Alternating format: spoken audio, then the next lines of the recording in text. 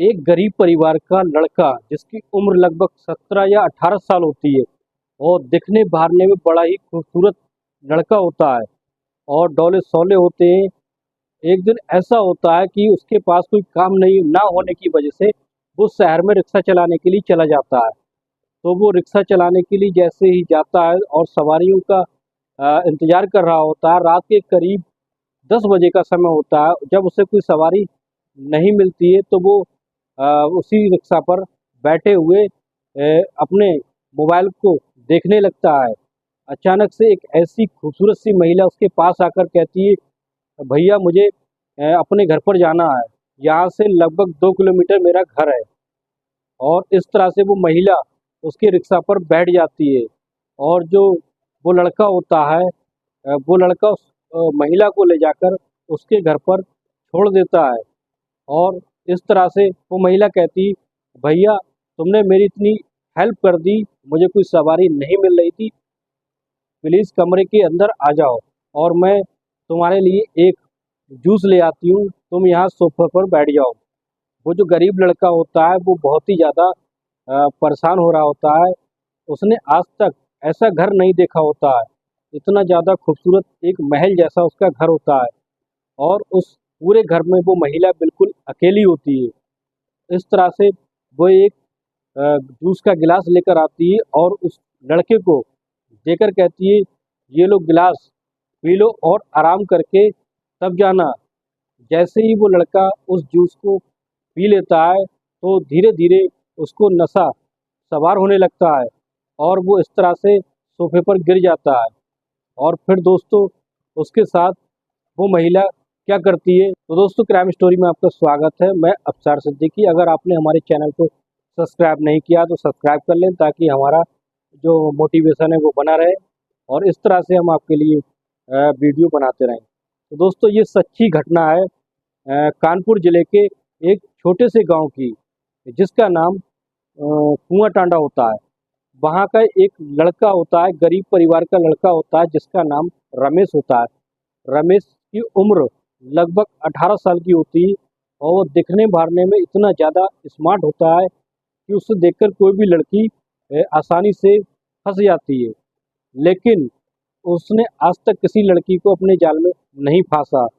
वो अपने काम से काम रखता था और एक दिन ऐसा होता है उसके जो परिवार में उसके बूढ़े माता पिता होते हैं और कमाने वाला सिर्फ वही होता है। और उसके पास जब काम नहीं होता रमेश के पास, तो वो सोचता है मैं खाली हूँ, क्यों ना ऐसा करूँ मैं कि मैं शहर में जाकर रिक्शा चलाऊँ, वहाँ जाकर अच्छी आमदनी हो। तो दोस्तों इस तरह से रमेश जो होता है वो कानपुर शहर में चला जाता है और जहाँ जाकर वो एक रिक्शा, जो कॉन्ट्रैक्टर होते हैं, ठेकेदार होते हैं जो किराए पर रिक्शा देते हैं, और वो पर डे के हिसाब से उनको उसका पे करता है और इस तरह से वो रिक्शा चलाने लगता है। और जैसे ही रात हो जाती है वो रिक्शा उस मालिक के सुपुर्द कर कर अपने कमरे पर आकर सो जाता है। इस तरह से उसका डेली का रूटीन बन जाता है। रमेश जो होता है वो सुबह 6 बजे उठकर नाश्ता करके रिक्शा चलाने के लिए चला जाता है और लगभग रात के 11 या 12 बजे घर पर घुसता है। इस तरह से उसकी डेली की इनकम जो है ज़्यादा होने लगी थी और वो इस तरह से अपने परिवार का अच्छा गुजारा करने लगता है।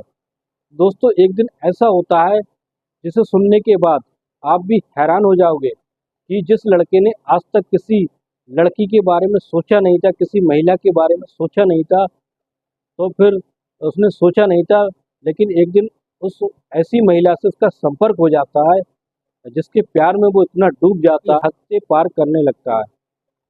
दोस्तों एक दिन ऐसा होता है कि रात के 10 बज रहे होते और वो शहर में रिक्शा लिए हुए सवारी का इंतजार कर रहा होता है। जब रात के करीब 10 बजे का समय होता है लेकिन कोई सवारी दूर दूर तक नज़र नहीं आ रही होती है, लेकिन वो सवारी के इंतजार में बैठा होता है। अचानक से एक ऐसी खूबसूरत सी महिला आती है, उसके पास आकर कहती, "अ, भैया मुझे अपने घर पर जाना है और मुझे कोई ऑटो वाला नहीं मिल रहा है, इसलिए मुझे रिक्शा से तुम मेरे घर पर छोड़ाओ, इसलिए तुम मुझे रिक्शा से अपने घर पर मेरे घर पर छोड़ाओ और तुम जो किराया मांगोगे वो मैं देने के लिए तैयार हूँ।" तो इस तरह से रमेश जो होता है उस खूबसूरत महिला को देखकर बड़ा ही आकर्षित हो जाता है और उस महिला से कहता है, हाँ मैडम, मैं आपको आपके घर तक जरूर छोड़ूंगा, ये तो मेरा कर्तव्य है। और इस तरह से वो महिला जो होती है वो उसके रिक्शा पर बैठ जाती है और वो रमेश जो होता है वो रिक्शे को चलाने लगता है। अब इस तरह से दोनों में रिक्शा पर एक दूसरे से बातचीत करने लगते हैं। वो महिला जो होती है वो उस रमेश से पूछती है कि तुम तो अच्छे खासे हट्टे कट्टे दिखते हो और हैंडसम भी हो, तुम ये सब क्यों करते हो, ये रिक्शा क्यों चलाते हो, क्यों नौकरी क्यों नहीं कर लेते। तो रमेश कहता है कि मैं ज़्यादा पढ़ा लिखा नहीं हूँ, लेकिन मैं काम ना होने की वजह से यहाँ रिक्शा चलाने के लिए आया हूँ और मैं इस तरह से अपने घर वालों का गुजारा करता हूँ। तो इसकी ये बात सुनकर वो महिला जो होती है वो महिला बहुत ज़्यादा उत्साहित हो जाती है, भावुक हो जाती है और कहती है कि तुम जैसे स्मार्ट लड़के भी रिक्शा चला सकते हैं। तो इस तरह से दोनों में बातचीत होने लगती है और वो महिला डेली का उसका कायदा होता है, वो डेली 9-10 बजे के बीच में डेली आती है और डेली अपने घर पर जाती है। और उसको डेली मार्केट में आना होता है क्योंकि मार्केट में उसका एक दुकान होती है जहाँ पर वो अपनी दुकान को संभालती है। और उस महिला का नाम दोस्त रीना अग्रवाल होता है और वो एक बहुत ही बड़े व्यापारी की बीवी होती है जिसका एक शहर में शोरूम होता है। वो डेली का उसका रूटीन होता है, रात के 10 बजे तक वो उस दुकान पर बैठती है, उसके बाद वो अपने घर जाती है। कोई गाड़ी नहीं थी, वो सिर्फ उसका डेली का रूटीन ये होता है कि उसका घर ज़्यादा दूर नहीं था, इसलिए वो अपनी कार या बाइक नहीं लाती थी बल्कि रिक्शे से या ऑटो से जाती थी। तो दोस्तों इस तरह से रमेश और अ, रीमा अग्रवाल रमेश और रीमा अग्रवाल का एक दूसरे से संपर्क जुड़ जाता है और इस तरह से दोनों में बातचीत होने लगती है। और रमेश जो होता है वो रिक्शे पे बैठाकर उसको महिला को उसके घर पर छोड़ देता है और महिला फिर इस तरह से उसको पैसे दे देती है और इस तरीके से डेली का जो उनका होता है मिलन होने लगता है। रमेश रात के 10 बजे तक सवारी का इंतजार कर रहा होता है, वो महिला फिर आती है उसके पास और आके कहती है कि भैया आप अपना नंबर दे दो और इसलिए मैं आपके ही रिक्शे से डेली आ जाया अपने घर पर चली जाया करूँगी और जब भी मैं आपको फ़ोन कर दे करूँगी और आप अगर मैं लेट भी हो जाऊँ तो आप रुक जाना। तो फिर इतना सुनकर रमेश जो होता है उसके मन में उस महिला के प्रति प्रेम जगने लगता है, प्यार होने लगता है। इस तरह से वो होता है, एक दूसरे के दोनों करीब आने लगते हैं और इस तरह से जैसे ही वो महिला उस महिला जो रीमा अग्रवाल होती है उसके रिक्शा पर बैठती है तो दोनों एक दूसरे से जान पहचान बढ़ाने लगते हैं, एक दूसरे के बारे में हर तरह की बातें शेयर करने लगते हैं और इस तरह से दोनों के बीच में प्रेम होने लगता है। और वो महिला जो होती है रीमा अग्रवाल वो शादीशुदा होती है और उसके पति अक्सर ज़्यादातर विदेश में रहते हैं और बहुत ही कम आया करते थे। और उसकी शादी को लगभग रीमा अग्रवाल और उसके पति सचिन अग्रवाल होते हैं, उनकी शादी को लगभग अभी 2-3 ही साल हुए थे और इस तरह से उसके पति जो छोड़कर उससे चले गए थे।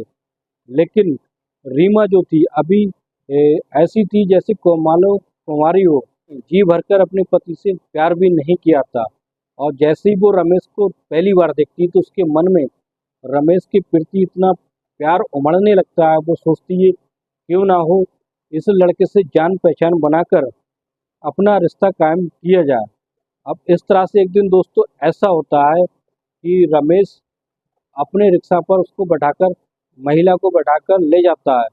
जैसे ही उसके घर पर पहुंचता है तो रीमा अग्रवाल अब रमेश को अपने घर पर अंदर बुला लेती है और अंदर बुलाने के बाद एक बहुत ही वीआईपी रूम होता है, उस रूम में एक खूबसूरत सी सोफे पर उसको बैठने के लिए कहती है। लेकिन रमेश तो गरीब परिवार का होता है, उसने आज तक ऐसा घर नहीं देखा था और वो हिचकिचाने लगता है, कहता नहीं मैडम कोई बात नहीं, मैं चला जाऊंगा, मुझे अपना किराया दे दो, मैं जाता हूँ। तो रीमा अग्रवाल होती है अब उसको देखकर जब वो उसके घर में आ जाता है और वो घर में बिल्कुल अकेली होती है अब तो उसके मन में हवस की जो वासना जो जाग उठी थी, और इस तरह से वो इस तरह से उसको प्यार करने लगती है, उसको हाथ पकड़ लेती है और उसको एकदम से गले लगा लेती है।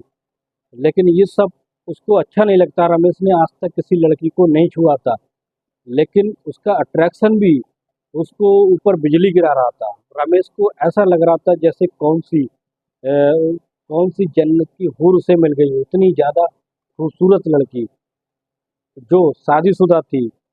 और इस तरह से जब उसके वो गले मिलती है तो वो एकदम सा बेकाबू हो जाता है और उसको बाहों में भर लेता है, रीमा अग्रवाल को भर लेता है, और इस तरह से दोनों एक दूसरे से प्यार करने लगते हैं। दोनों के ही जो सब्र का बांध टूट जाता है और एक दूसरे से लिपट कर और बिल्कुल ही सुबह तक एक दूसरे से संबंध बनाते हैं और एक दूसरे के इतने करीब आ जाते हैं।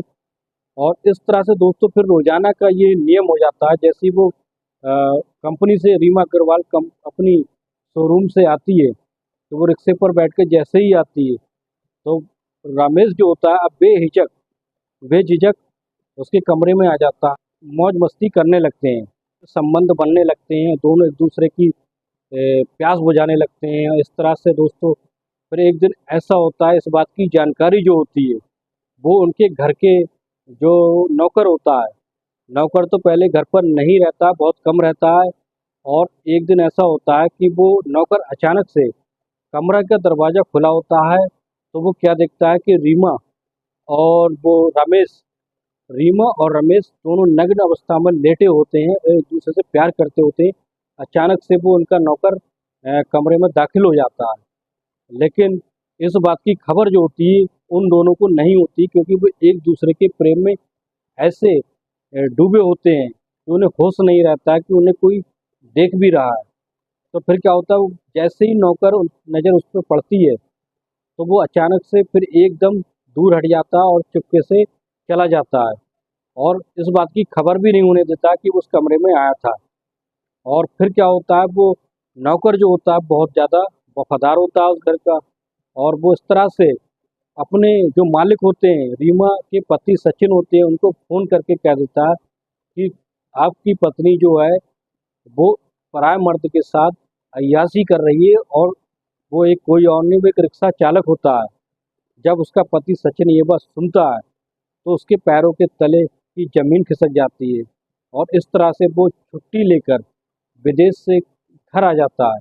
और घर आने पर इस बात की खबर जो होता है वो अपनी पत्नी रीमा को नहीं देता है, क्योंकि वो उसको रंगे हाथ पकड़ना चाहता था। तो दोस्तों फिर क्या होता है, वो जैसे ही वो इंडिया में आ जाता है, इंडिया में आने के बाद फिर वो उसके जो कानपुर के एक ऐसे होटल में कमरा लेता है, और इस बात की वो जानकारी जुटाते रहता जाता है और क्या क्या करता है। और उसके पीछे एक जो डिटेक्टिव होता है प्राइवेट जासूस को लगा देता है, और जासूस सचिन को सारी जानकारी पल पल की जानकारी देते रहता है। और एक दिन ऐसा होता है कि वो रंगे हाथ पकड़ने के लिए जैसे ही जो रमेश होता है और जो रमेश और रीना कहीं से शॉपिंग करके आ रहे होते हैं और बहुत अच्छे मूड में होते हैं, और इस तरह से जैसे कमरे में वो दाखिल होते हैं, रात के करीब 11 या 12 बजे का समय होता है। और इस तरह से जैसे ही कमरे में दाखिल होते हैं तो जो प्राइवेट जासूस होता है इस बात की खबर जो होता है वो सचिन को दे देता है, और सचिन मौके पर पहुंच जाता है। मौके पे पहुंचता है तो कमरे का दरवाज़ा जो लॉक होता है, फिर इस तरह से वो उसकी डोरबेल बजाता है। डोरबेल बजाता है तो वो तो दोनों अनजान होते हैं, बेखबर होते हैं, और जैसे ही वो डोरबेल का दरवाज़ा खुलता है तो वो क्या दिखता है, सचिन सचिन जो देखता है वो दंग रह जाता है कि उसकी जो बीवी रीमा अग्रवाल बिल्कुल नग्न अवस्था में होती है, सिर्फ उसके अंडरगारमेंट के अलावा उसके जिस्म पर कोई भी कपड़ा नहीं होता है।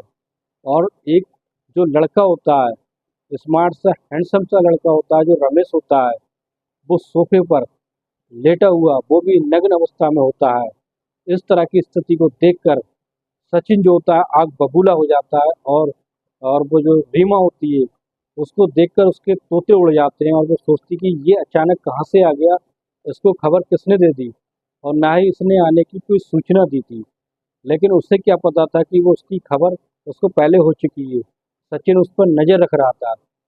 इस तरह से फिर वो क्या होता है, फिर अचानक इतने आग बबूला हो जाता है कि अपने घर पे जो लाइसेंसी रिवॉल्वर होती है, उस रिवॉल्वर पर लाकर और दोनों के गोली मार देता है। और रीमा अग्रवाल और जो रिक्शा चालक होता है, दोनों की हत्या कर देता है। हत्या करने के बाद फिर वो क्या करता है, उसका जो नौकर साथ में, वफादार नौकर साथ में होता है, अब वो ये सोचता है कि इन दोनों की लाश को ठिकाने लगाया जाए। तो जैसे ही वो ठिकाने लगाने के लिए प्लान बनाने लगता है, और फिर सचिन जो होता है अपनी नौकर की मदद से दोनों की लाश को अपनी गाड़ी की डिक्की में डालकर ले जाता है, और एक ऐसी जगह पर ले जाता है जहाँ बहुत ही बड़ा नहर होती है या डैम होता है। उस नहर में दोनों को फेंक देता है। और फेंकने के बाद फिर क्या होता है दोस्तों, वो अपने घर पर आ जाता है और चुपके से फिर दुबई चला जाता है। जहाँ वो था दुबई चला जाता ताकि इस बात की जानकारी किसी को ना हो कि उसका पति इंडिया आया था, और उस पर शक ना हो। फिर दोस्तों क्या होता है, कुछ दिन के बाद जो होती है, जो उनका शोरूम होता है, शोरूम के जो नौकर होते हैं, वो फ़ोन करके अपने मालिक से कहते हैं, सचिन से फ़ोन कर कहते हैं कि साहब, मैडम तो कई दिनों से शोरूम पर नहीं आई हैं और शोरूम को कोई देखने वाला भी नहीं है। मैडम कहाँ गई होंगी? तो इस तरह से वो साहब कहते हैं कि मुझे नहीं मालूम, मेरा संपर्क काफ़ी दिनों से मेरा संपर्क नहीं हुआ है मैडम से, और मैं अपने काम में व्यस्त था। तो हो सकता है कहीं गई हो, और मैं उन्हें तलाश करने की कोशिश करता हूँ। तो इस तरह से नौकर जो होते हैं, वो घबराने लगते हैं और घर में जाकर देखते हैं तो वहाँ पर कोई नहीं होता है। अब इस तरह से फिर वो जानकारी जो होते हैं पुलिस स्टेशन में एफआईआर करा देते हैं कि उनकी मालकिन जो है वो लापता हो गई है। अब इस तरह से जो वो बहुत बड़े बिजनेसमैन की बीवी होती है, रीमा अग्रवाल, तो उसकी जो जांच पड़ताल होती है बड़ा अधिकारी करने लगता है। और जो पुलिस होती है चारों तरफ तफ्तीश करने लगती है, चारों तरफ से छानबीन करने लगती है। और जो घर में जगह जगह पर सीसीटीवी लगे होते हैं उनको खंगालने लगती है। अचानक से एक ऐसी सीसीटीवी होते हैं जो चौराहे पे लगा होता है, अपने नौकर के साथ डिग्गी में कुछ डालकर ले जाता है। और इस तरह से वो देख लेते हैं, और देखने के बाद पुलिस जो होती है उसकी छानबीन करने लगती है। कुछ दिन बाद पुलिस को उन दोनों की लाश नहर के किनारे कहीं दूर पड़ी मिलती है। लाश तो उनकी जो ज़्यादातर सड़ चुकी होती है, लेकिन फिर भी पहचान हो जाती है। और इस तरह से फिर पुलिस को शक हो जाता है कि ऐसा कैसे हो सकता है। पुलिस सोचने लगती है कि लगता है ये लड़का जो उसके साथ में मरा है वो प्रेम प्रसंग का मामला हो सकता है, और इस तरह से किसी ने इनकी हत्या कराई है। जब पुलिस जांच करने लगती है, जांच पड़ताल में पता चलता है कि सचिन जो है, वो इतनी तारीख को सीसीटीवी में दिखाई देता है और अपनी कार की डिग्गी में कुछ रख के ले जा रहा होता है। इस तरह से पुलिस जो होती है कॉल डिटेल खंगालने लगती है, और सचिन को बुलाकर दुबई से सचिन को बुलवाती है और उसकी इंक्वायरी करने लगती है। इंक्वायरी के वक्त पुलिस को और जो सबूत मिल जाते हैं सचिन के खिलाफ। अब इस तरह से जो नौकर होता है, पुलिस वाले उस नौकर पर ज़्यादा सख्ती करते हैं, तो नौकर सारी बात बता देता है कि जो मालकिन थी वो इस तरह की बदचलन थी, अय्याश थी, इसलिए जो हमारे मालिक ने परेशान होकर ये कदम उठाया। और फिर इस बात की जब पोल खुल जाती है तो फिर जो उसका मालिक होता है सचिन, सचिन भी सारे राज उगल देता है, और इस तरह से उसको जो होता है जेल हो जाती है। तो दोस्तों ये कहानी जो बिल्कुल सच्ची घटना थी।